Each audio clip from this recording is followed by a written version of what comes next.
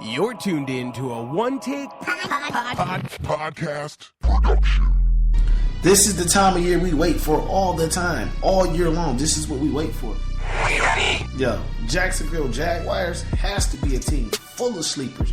We talking fantasy football and you're not looking at the Jacksonville Jaguars for deep sleepers. I don't know what to tell you. It is reality football. It's Andrew Luck all day. It's no better quarterback in fantasy football than Andrew Luck. You can keep your A-Rod, you can keep your Paytons. Give me Luck. I want the touchdowns, the rushing touchdowns. Give me Luck. If you're watching football and not playing fantasy football, then you're not watching football because it's no longer fantasy. It's a reality.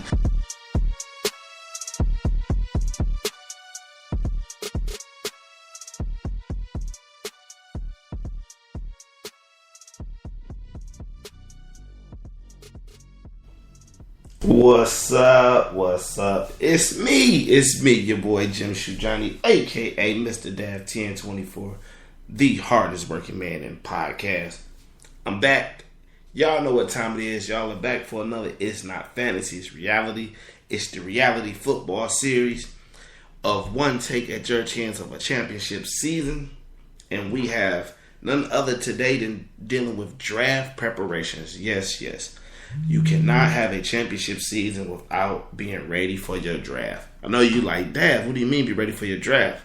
It's a lot of necessary steps you need to know and have done doing your due diligence before going into draft.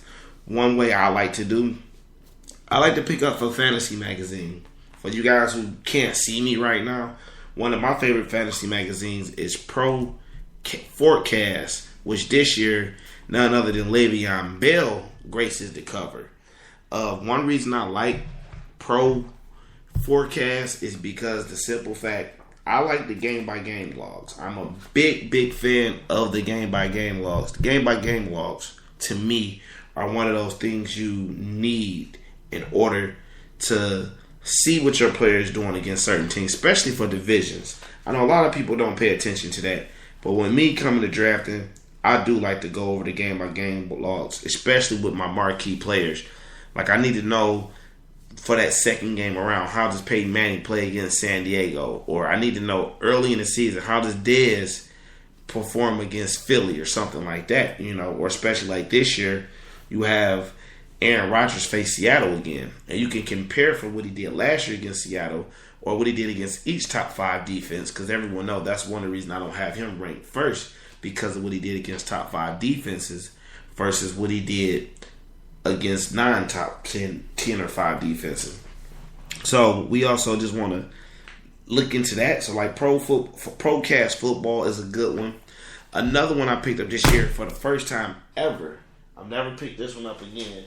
Sorry about that. I'm dropping pictures of my mom's off the desk. Another one I never picked up, but this one was pretty cool, was Fantasy Football.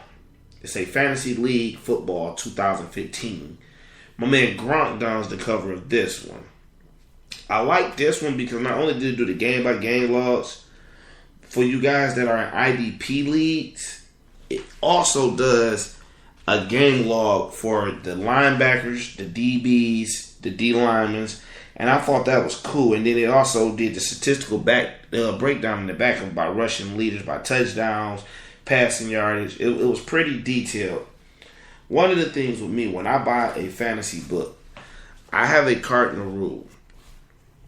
I do not buy the glossy ones. The more glossy ones seem to not carry enough information. But I will give my recommendation for the first time ever of a glossy one. The USA Today. USA Today, I don't know how long they've been doing it because I've never paid them any attention. But today, as I was at work and I was going through the magazine now, I'm like, hey, I checked it out. And I ended up getting it. The USA Today Fantasy Football, How to Win Every Week, with Matt Forte and Bebe Demaryius Thomas on the cover. I mean, that one, to be as glossy as it was pretty good. Had a nice mock draft in there. Had a couple other features in there that most of those don't do. But you also do have your ESPN one if you just need your top of each position. No real good detail. Your obvious sleepers, where they do all the work for you. and you just hope that they're right. Your Sports Illustrated for one, another high glossy one that's not in depth. They do all the work for you. Same thing with the NFL. Actually does one that sells real glossy. Pictures pop off the page. I mean, they just pop off the page. But that's not what you want when you're doing fantasy football. You need one of these old school newspaper type black and blue and yellow ink. You need you one of those. Now let's get into the other steps of preparation. What you looking for? Like me personally, as you know, if you go back to knowing your league, you should scout for your draft according to the league and the scoring system you're in. Prime example, if you're in a scoring system that allows 6 per point pass and touchdown, then that's when you know the type of quarterback you should look for. If it's giving you 6 per and 1 point per 50 passing yards, you need a quarterback with a big arm that also scores a lot. So at that case, you know, when you hear those numbers, you want someone who throws a lot of touchdowns. Of course, you can't go wrong with Aaron Rodgers or Andrew Luck this year. Sorry about that. You can't go with Andrew Luck or Aaron Rodgers this year. So, you know, you mark them. What I do, I get a pack of highlighters. And I mark, you have to do it in different colors depending on how you do it. I mark my go-to players. My code change every year. They be a certain color. So you mark that down. Then you look at between the two. Like if you want to know who's the better one between the two for you, you look at the scoring projection in your league. You look at how the scoring system is. If it's 1 point per 50 yards, you look at it and see that, well, last year, Aaron Rodgers threw for 4,381. Andrew Luck threw for 4,761. So Andrew Luck has the upside because he earned you more points than A-Rod. Then you look at the touchdowns. You see it was Aaron Rodgers 30, Andrew Luck 40. Then you see Aaron Rodgers only threw 5 interceptions last year. Now, if you're in the league that's a -2 per interceptions, that means Aaron Rodgers only lost you 10 points. You look at Andrew Luck, who had 16 interceptions. Now, Andrew Luck rating may go down for you because the simple fact that he did lose you more points according to the way the system was. And then same thing as looking at your quarterback, you keep in play rushing yards. Aaron Rodgers 269 on the year, 2 touchdowns. Andrew Luck 273, 3 touchdowns. So it was kind of a wash there. There was just a 1 touchdown difference and a couple yard difference, you know. And if you want to even go even deeper, you can look at the sacks, because the sack totals, I know in a couple leagues I'm in, you'd lose 1 point per sack. So that's just one of the preparations you do when looking for a quarterback when drafting. That's looking for a quarterback. As you guys can check back in a couple weeks, I will have a full quarterback breakdown for fantasy. But that's one thing you look at for quarterbacks. And then I always tell people all the time when drafting quarterback, look at your freebies. A lot of people fail to realize this. You have to look at your freebies. Like when you look at the likes of Big Ben.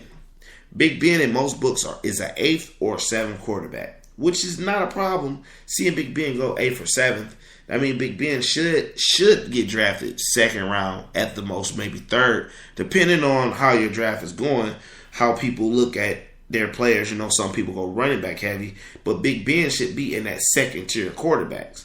And one of the reasons you have to look at Big Ben, or I tell people a lot of times, you can still pull off a great fantasy season with Big Ben versus Andrew Luck because of the comparisons. Look at the freebies. We're not going to compare Andrew Luck. We'll go like Drew Brees, who's rated 3rd. Look at the freebies of what you get with Big Ben. Big Ben has Antonio Brown, who's clearly a number 1 wide receiver in most fantasy books, if not top 3. Le'Veon Bell, who is clearly a top running back, top 5 running back in all fantasy books. That's the same comparison to Aaron Rodgers, where he's a top quarterback. He has, in most books, Eddie Lacy is the number 1 running back. In most books, Jordy Nelson is the number 5 wide receiver. So Big Ben has a lot of freebies around him. So, if you take Ben Roethlisberger, I'm so sorry. If you take Ben Roethlisberger, you're getting a free Antonio Brown. You're getting a free Le'Veon Bell. So during that season, when you're going against a guy to get Antonio Bryant, every time he eats, you eat. So you got to take into account of your weapons. Like I personally tell you, like when drafting this year, I'm looking at Eli. Eli has a array of weapons. He has a running back in Shane Vereen. He has Victor Cruz coming back off injury. He has the filthy ODB. Whether you think ODB going to match or tank what he did last year, ODB still demands respect. He's still a weapon. He has Steve Smith. He has Mario Manningham back. Ruben Randall, Ruben Randall had a solid year last year. Eli has a lot of talent around him. And because of Eli pass, a lot of people may draft Eli later than they should. You should keep your eye open. You should keep your eye open for that when drafting and setting up for your quarterbacks. Those are things you must look at. You look at your quarterbacks, their weapons that surround them, their trends against other teams. You just in their schedule. I play when drafting. I look at players and I make sure I draft. I try. You have to pay attention to the schedule. I make sure I do not have a bunch of players on bye the same week because, oh my God, you're talking about losing your fantasy season at that point. Another thing to look at when drafting your quarterback, make sure you get the one you want. And if you can't get the one you want, you have a second tier, you have a third tier. Your third tier should be going into your backup. And for a backup, always look for a backup with an upside. Look for a backup that has weapons and that could be trade bait. So if you're weak in another position, you may trade him later on. A great example this year, Andy Dalton may be down on a lot of people's books, but Andy Dalton also has Mohamed Sanu, AJ Green. He has two great running backs. For a team that's struggling in your league that needs a quarterback because they took a chance on Breeze or they took a chance on someone else higher and it's just not working out for them, they may come holler at you and you may can receive a solid running back that didn't caught fire, wide receiver, tight end, or whatever. So make sure when you're planning your draft that you look at a quarterback that has some upside for you. I just gave you a good example of a good backup quarterback.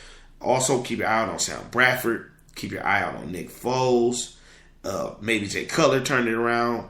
I personally think the kid out in Oakland, Derek Carr, I think that's a nice one. That is a very nice one to get. And don't be afraid to take one of those rookies either. Like if you can get the guy from Tennessee, Marcus Mariota, or you can get a Jameis Winston. You can get some of those guys late, especially if you're in like a keeper league. You can get them guys late, and if they catch fire because of this Matt Ryan rule where people play right away, if they catch fire, you got a for sure quarterback going into next year. You know, you got a guy that you can keep and you can build on. You know, don't be afraid if they don't have the sexy name to not looking like Ryan Tannehill is a solid quarterback that could either be a starter fantasy for you if you're deep, but if you're not deep, he's a solid backup because if that team catches fire, as some people think they may, you have a solid quarterback going for you. So those are a few things to look at when drafting a quarterback. It's always a good thing to make sure that you know what you're getting when you're getting a quarterback and preparing for your draft. We're going to take a small break, and we'll be right back. You're listening to It's Not Fantasy, It's Reality.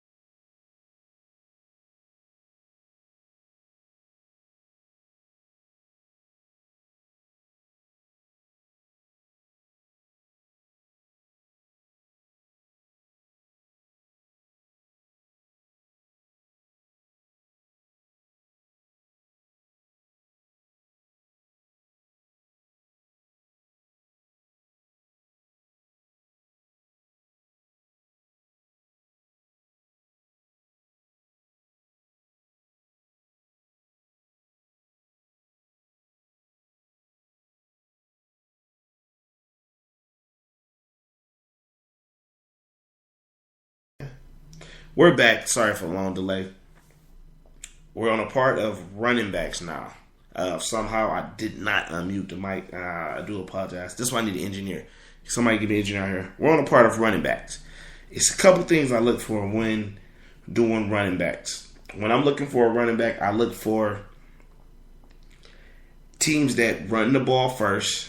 Hopefully you're in a PPR. I look for teams that